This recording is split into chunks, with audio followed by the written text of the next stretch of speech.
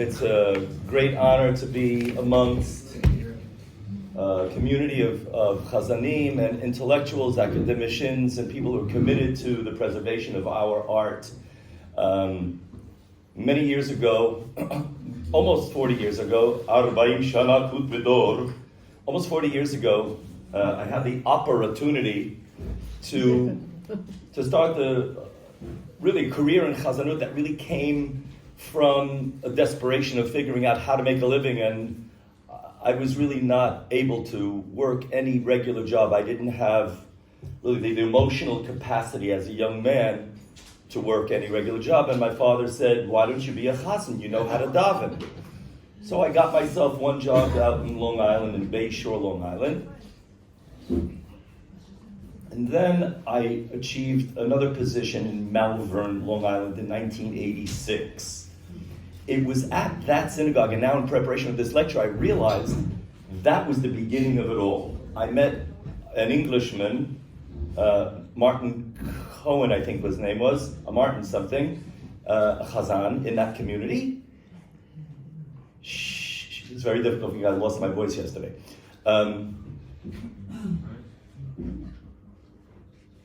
And Martin suggested I study with Noah Schall.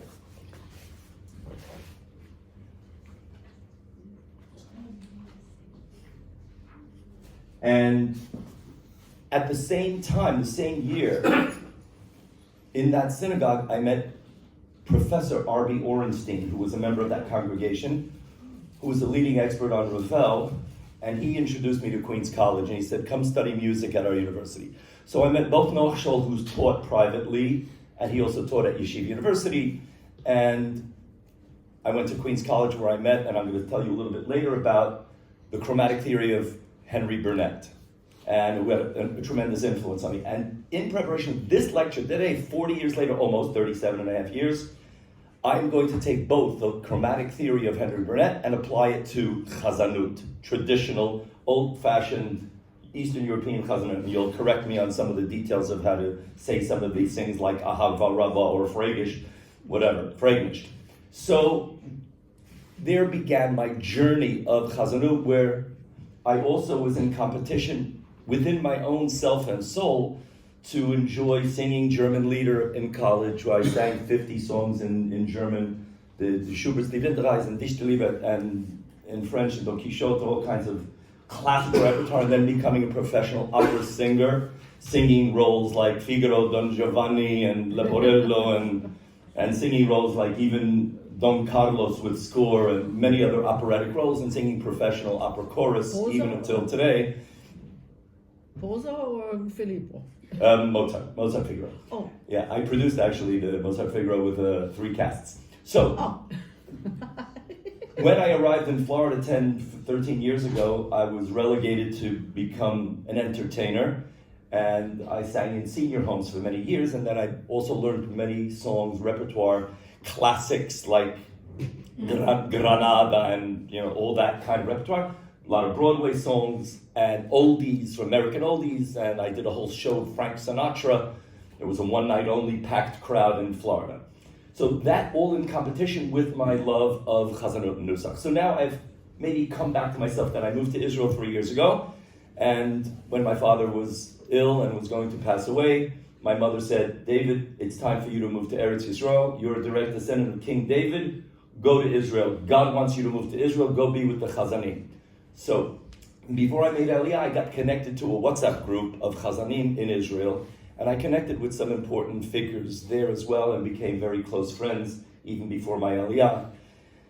And I get involved and I post a lot of my videos that I've created with these groups, and it gives me encouragement, and many of them are very, very nice. So let's move on to the Noah Schall business.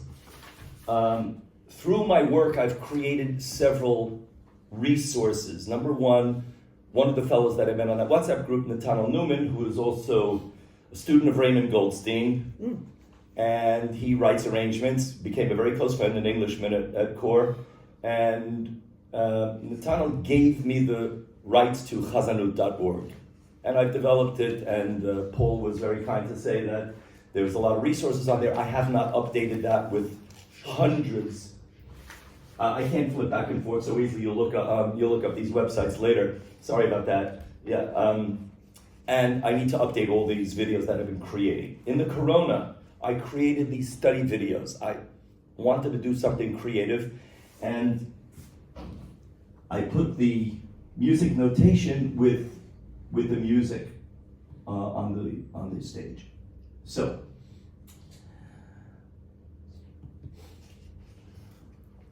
let's go a little bit to the theory for a moment, just for good luck.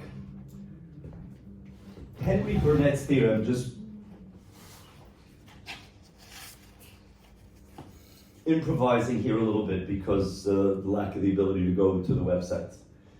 Henry Burnett's theory of chromaticism may have just a little bit of an implication for us as Chazani. His theory is based on the hexachord of the Renaissance. And in the Renaissance, you would have just a hexachord, meaning a collection of C, D, E, F, G, A, and there was no B because that would form a tritone, Diabolos and Musica with F. That's not allowed. But within that system of gamut, you would be also allowed a lower hexachord, F, G, A, B flat, C, D, and there's one of your flats. And then you have another hexachord, a fifth above on G, A, B, C, D, E. And thanks to Matt, he reminded me of the word ficta. At the end of a phrase, in the Renaissance, you were allowed to build a major chord on the central hexachord. Okay. So there, you yield, and I'm sorry I don't have examples to be able to process this, but that would be a whole other course or lecture. We yield F sharp, G sharp, and on top of A, C sharp. So we have now 4 sharps, F, G, C, and A sharp or B flat. There's one pitch in this 11-note gamut of pitch class, 0, 1, 2, 3, 4, 5, 6, 7, 8, 9, 10, 11, 12, that's missing. It's the missing pitch. Do you know which pitch is missing? E flat or D sharp. D sharp. And if you notice, if you think of a C, you were in a C system, let's talk C, the missing pitch would be number 3, D sharp, which would also be considered like parallel minor, if you will. So you think, what's the power of minor? The power of minor has this missing pitch. It moves you somewhere. So in this hexachordal theory, the E flat or D sharp sometimes appears in the Renaissance repertoire. But how can it appear if it's not in the system? Well, it's because you have shifted to another. Did somebody just lower me? Hello, or did I knock me out? Testing 1, 2, 3. Did I maybe turn this off? Hello, hello? It happened to me too. The mic would just go well. Yeah, just restart. Yeah. Okay. Okay, I'll just use my big voice again. So, once we shift to another system, a G central hexachord, if you recall, we are allowed to build a major chord on the central hexachord. So when we build a major chord on the note B, Tadarva, we get the D sharp. So the D sharp, It's battery. the back, okay, whatever, tell it. Now, so the D sharp is a modulating pitch. It's taking you now to G. G. Okay. If, as the professor said, E flat, if that D sharp is expressed as an E flat, it goes down and takes you to a central hexachord of F. And on F you have a lower hexachord on B flat, and if you spell 6 notes, B flat, C, D, E flat, you have that as a lower chord. So the D sharp or E flat is a modulating pitch. What does this have to do with Chazanis? I'll tell you in a moment. So, a few more points about Henry Burnett's theory, which took me years to comprehend. So if you don't cop it, it's fine. It took me years. I was rollerblading in Queens and turning this tetrachord, whatever he called it, the diminished system, in my head for years and years, until I Figaro'd it out. Oh, bad. When you get to tonality in the Baroque era, the 1700s, the tritone is allowed. We had the full scale, and they were all the way up and down the scale, including the Diabolus in Musica. I guess they had a different perspective on the devil at that point. So, what Henry Burnett suggests is, at that point, once we get to tonality, the D sharp doesn't shift you up to G, it shifts you in a quantum leap around the cycle of fifths, 3 notches to A major, 3 sharp system. This all happens on a background level. You might have like in Mozart, ba-ba-bum, di-da-da-da, and you're tickling the D sharp. What the heck is that? Foreground material. It has a background implication that you're shifting systems. You're somewhere else. You've gone somewhere else. And that pitch, that missing pitch, needs to be resurrected. Okay. And once I got into the resurrection in my mind, I said, oh, there must be some implications here mythically. And yes, music does represent life on a bigger level. Music represents the heavens. What's going on in the world? A simple children's song, la la la la la la la, doesn't represent all of the drama and angst that we go through in life. And world wars, everything. You talk about Schoenberg and Heidegger, all the composers that you want, with all the tensions, that represents life. And that's the music we're talking about. 12-pitch system, all 12 pitches. So, we go to this quantum leap and we shift and we go back with the missing pitch and resurrecting pitch. All of that suggests that we have within our system a diminished system C, E flat, F sharp, A, and that's one diminished system. And there are 3 systems, C, C sharp, and D. Once you get to E flat, you're in the same system. You're in the same system. So there are 3 systems operating. That's it. Three little worlds that you can see in his research. Henry Burnett has a website for his research, 11 pitch class system. I'll send you the link. Very good. What does this have to do with Chazanas? Let's get rid of this. Let's move to Chazanas. I mean, I know time is flying here, so I want to give you a little bit of the essence of how I approach Chazanas. I'm not going to look at my notes because it's just going to make it boring. We want to be exciting, and I see Nathan's wonderful reaction to my theatricals and all that. So thank you so much, and good to see you, Ira, as well. Now, Chazanas. For me, I know that we sing in all different modes, in the major, the minor, the pentatonic, and the mixolydian, and the Ukrainian Dorian, and the Fraigish. For me, the king of scales, at least for the whole analysis, is the Fraigish. Why? The Fraigish in itself, I'm just going to say we're going to take E as the exemplary scale for Fraigish, because most of the Chazanas is written in E, it's clear, it's just, the Phrygian scale is all natural notes, we had the G sharp. The key signature for E Fraigish is C major or A minor, and then you throw the G sharps when necessary. You may find old scores of manuscripts where the G sharp is actually written in the key signature, but that ain't a key signature. G sharp is not a key signature. Please do think of the cycle of fifths as the Holy Grail. That's it. You're looking, that's how I think. Not everybody's going to want to think like this. Shh, please. My voice is tired. Please don't hum. Now, hum later. Now, the Fraigish scale. Yeah, I don't want to lose my thought. The Fraigish scale, think of tetrachords now. Cantorial music is subdivided, the scale is subdivided into da-da-da-dum, da-da-da-dum.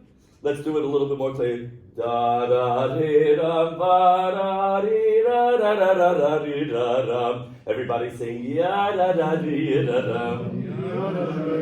Oi, da-da-da-da-da. Ya-da-da-da-dee-da-da-da-dum. Da-da-dee-da-dee-da-dee-da-dum. המשולשת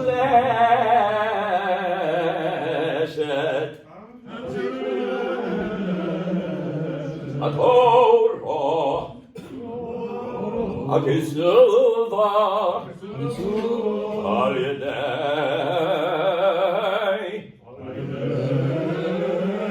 משה ובכה ואמורה מפי ארונו ובניו Kohanim Am Kedoshecha Kamur. And I want to honor Nathan for his beautiful chakras. And one thing that I would like to point out that Nathan did is something interesting that within the Fragish, on the lower, bum, bum, bum, he used a sharp. Da, da, da. And what that D sharp is, it's part of the second tetrachord going upwards. Da, da, da, da, in Fragish, da, da, da, da. But the upper tetrachord, when it becomes the Hungarian or Ukrainian Dorian, is da da da dam da da da dam. Ahoy da da da da dam. So what we have here is the Fragish core of the first tetrachord, and in the upper tetrachord we have a minor, and that's where you kvetch and you cry on Or Chadash, or said. And then let me take another key. Bum, bum, bum, bum, bum, bum, bum, bum, bum, Oyor Chadash. Oyor Chadash. And you can do all kinds of variations of voice. Now, I just did another fourth on top of E to A, and then the next fourth above that would be the D minor. What's so important about that D minor? The D minor has the F in this Fragish. But when we go to the Hungarian Dorian, ba ba da da da dum, ba bum ba bum. That's the D minor da da dum. Or bum ba bum. Let's take another key, bum ba bum, because my voice is tired. Ba ba ba da dum bum. Now we go to the minor da da da da dum, da da da da dum, ba dum. That's F sharp. Here comes back to the theory. F sharp, F. In Professor Burnett, Henry Burnett, the Meshuggah teacher in Queens College, that nobody agreed with his theory, even though he was a music historian professor in a college, Queens College, the Aaron Copland School of Music, with a tremendous music theory academia, with all the professors, a great department of music theory. He was the great theorist, the musicologist. He talked about dyad conflicts. Mm-hmm. The dyad conflicts would be between, let's say, F and F sharp, or between C and C sharp, or between G and G sharp. So there you have this idea of two little notes that are in conflict. Once F sharp is raised, I'm going to then want to go back to the Fragish, and bring back the F. Once we raise the idea of F sharp, we feel unresolved. We need to go back to the F to then feel like we're back home to the Fragish. That's the dyad conflict and the resolution of the stuff. Professor Henry Burnett's theory also includes, aside from the missing pitch and these dyad conflicts, is a chromatic array from 0, 1, 2, 3, 4, 5, 6, 7, 8, 9, 12. You're able to go through a piece of music. B'vakasha. It's very hard for me. Just be patient, please. I'm going to try to get as much in as we can. My apologies. And if there's any questions, we'll take maybe a couple of questions at the end. Shkoyach? All right. So this pitch class array, what I want you to start thinking about is, as you go through the piece of music, tonality is also a chromatic tonality with hierarchy. The tonic, the dominant, the king, the queen, and maybe the prince would be the subdominant, and the two is, variations. Every pitch in this pitch class array is important. As we analyze the chazanis, I want you to start thinking of what these pitches are doing. For instance, let's take page 12 here. Are you with me? Any questions, answers? Here we go.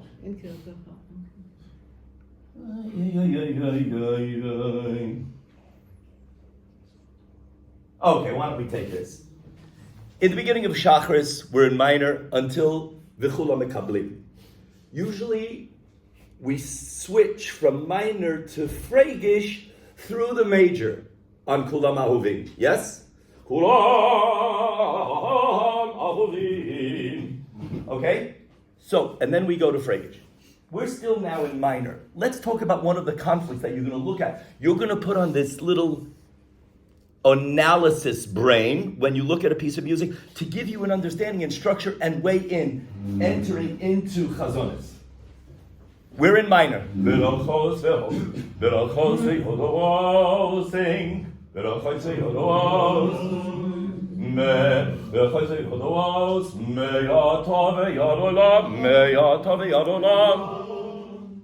Osia.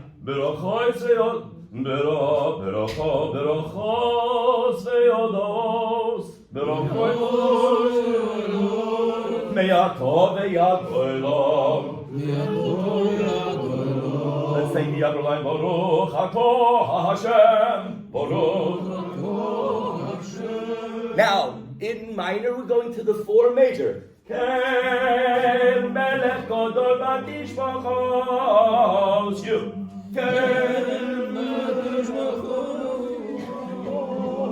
Brilliant. Ken melech gadol batishbachos.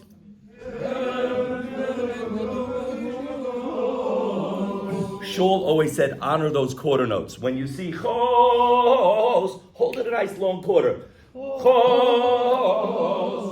Good. One thing, there's so many things. I'd love to give 35 hours, really, in a course, and we'll talk about ways that we can connect with that. This 4 major is going to stay on a little bit longer. Don't go to the major and then cancel it. But we're going to see now how to cancel the major and come back home. So that C sharp that was raised goes back to C natural. He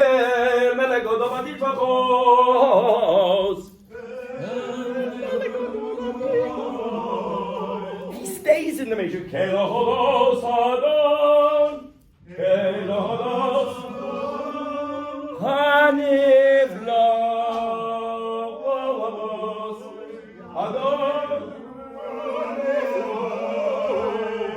Now what happens?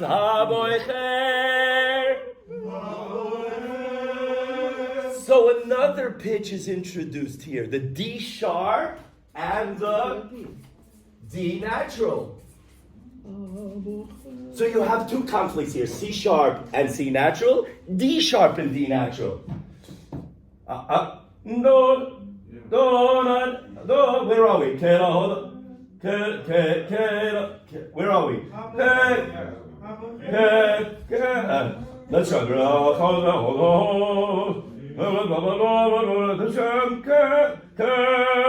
You can't kill my voice. Pam pam pam. Continue. Adon.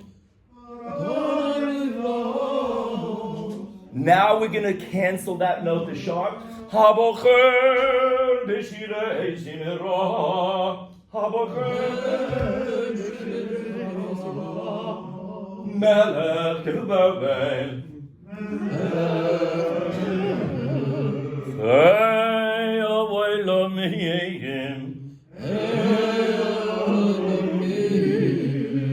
So what I'm suggesting and proposing to us, that we start looking at the music and look for those sharps and flats and see what it's all about. What's it all about? Very good. It was very fascinating study with Noah Schall, and there were so many little stories. Like, for instance, I'll tell you one story. He would always say, David, you're a 0. I didn't know the nusach. You're a 0. But I didn't care that he was a little bit of a put-down artist. It's okay to say he's a tough, he's a tough lizard. He's a tough guy. But I didn't care because I knew I was getting something here. Henry Burnett was the same thing. He gave me a D- and everything. Years later, I'm still in touch with him. He was retired and deaf. He can't hear music. He's cynical. Threw out all his papers. We're in touch. I wrote him a little analysis of an opera, just a cathartic moment. I said, I think there are 2 systems operating in whatever opera I was doing. And finally, after years, it all finally came together, and he said, that's absolutely correct. And to hear that from Burnett, who gave Another story of Burnett, I was writing about the missing pitch, and I said in my paper, methinks the missing pitch is a koan. And in Reading, he writes, methinks you're an idiot. So it was a matter of commitment to know that these people that I was studying with, although they were a little bit like a sabra, tough on the outside, they had something to offer on the inside. How many minutes do I have left? All right, let's aim here. Let's start another idea. Let's just explore. Let's dig in. Aim Kierkegaard. This is a piece that starts, and Schall sometimes starts out in, where are we? We're in minor, but he's starting on the relative major. Ein Kierkegaard. Sing. Ein Kierkegaard.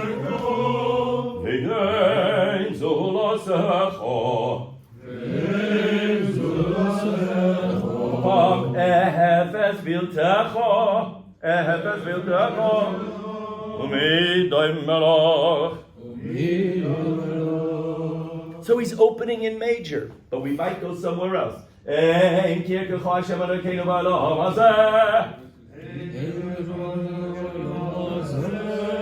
V'yein zulasecha malkeinu.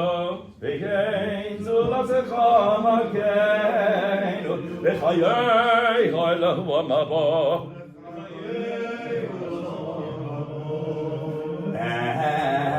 Efes viltecho. Gahayaleinu limais hamashiach.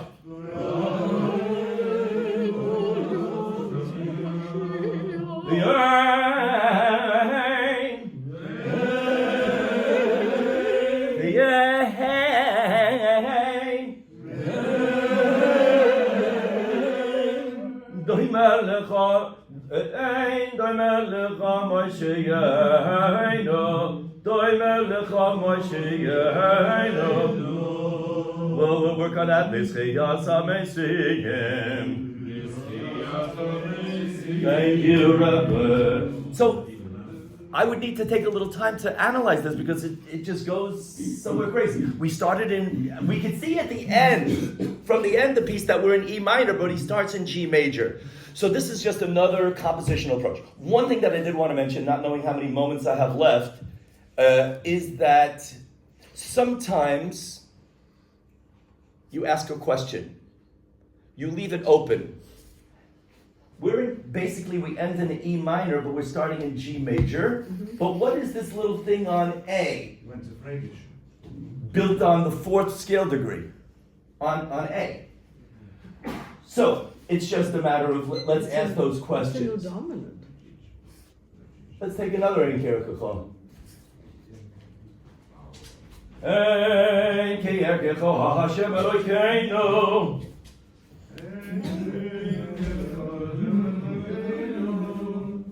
So all of a sudden we're like in C major, but we're thinking, hey, we're in E. Yes? We're in E, but we're starting in C major. This is the flat 6 scale degree. So there are all kinds of possibilities. The point that I wanted to make here is that often the theory and the principles come from the repertoire, come from the examples of the repertoire. So we'll take a look at it. Ein Kierkegaard Hashem Elokeinu, try. Olam hazeh, v'yein zulasecha malkeinu, v'chayei.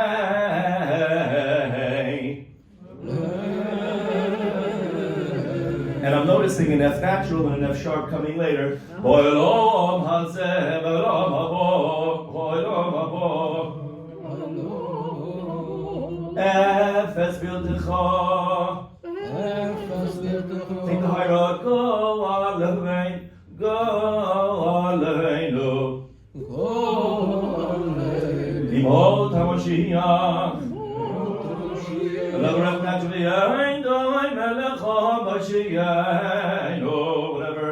Ein doi melecha mashiach.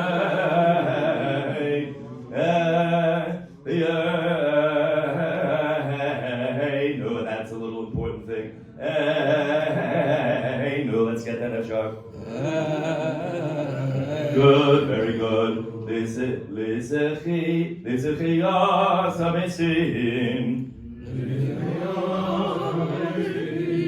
Very good. So this bum, bum, bum is a very interesting thing in Chazonis in the E Fragish, where all of a sudden we're, let's say, davening, da da da da da da, right? That's, let's say, we're in E, and we do a D major chord, da da da da da da da.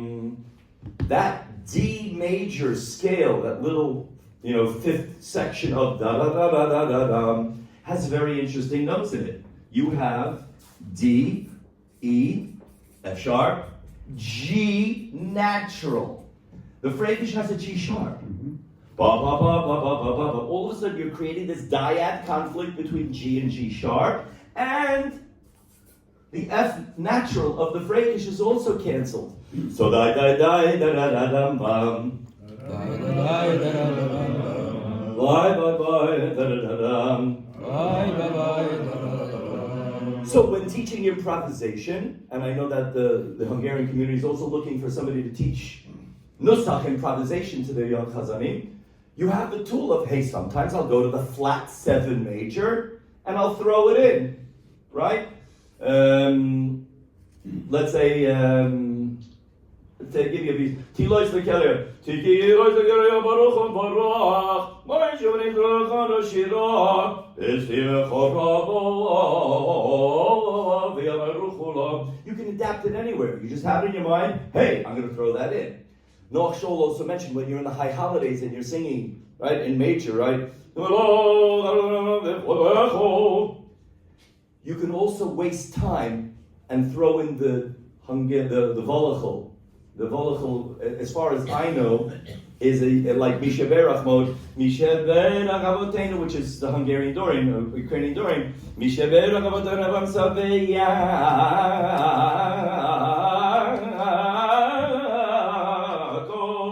You try a small part. Ve'Yaakov,